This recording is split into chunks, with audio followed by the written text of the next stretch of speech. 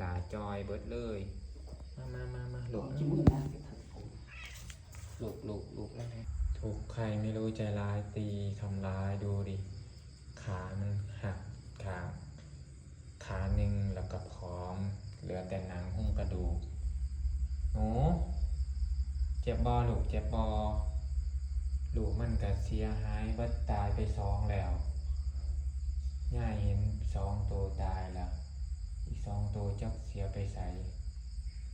อุ้ยโดนเด้ลูกเมียวบาปกะมือผู้ใดตีแมวหนู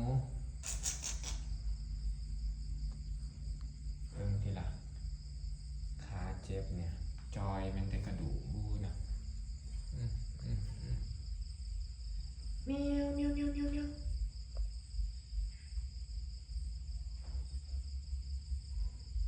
ูเมียวเมียวเมียว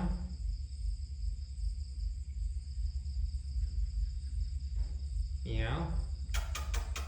เมียวเมียวเจ็บบอล่ะเจ็บบอดังก็เป็นสีดำนะสังคีโมบอกหนูเจ็บไหมอ่ะเหมียวหนูเหมียว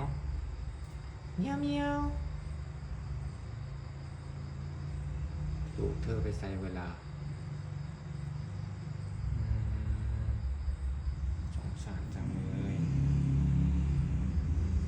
ทำไมหนูต้องวิ่งไปไกลๆอ่ะหนูไปแต่ที่นี่ไม่ได้หรอกไม่มีคนตีหรอกเข้าใจไหมเหมียวมันจะจอยจังวะ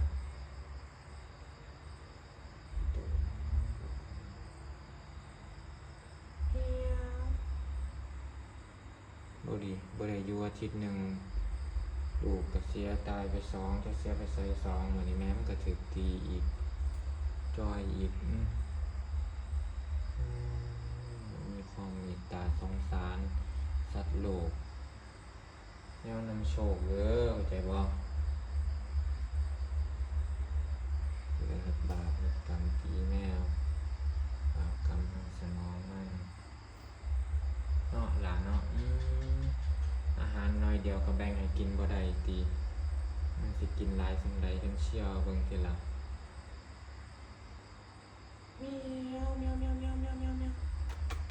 เมียวลูกอยู่นี่ล่ะเด้อบ่มีคนตีนำล่ะคือ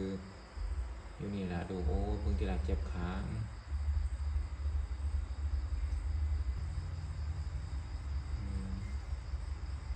ยังนอนหลับนะเหนื่อยเพลียทีละแลนแตกไปใส่เบิดลูกหลานลูกเต่าอดเข้า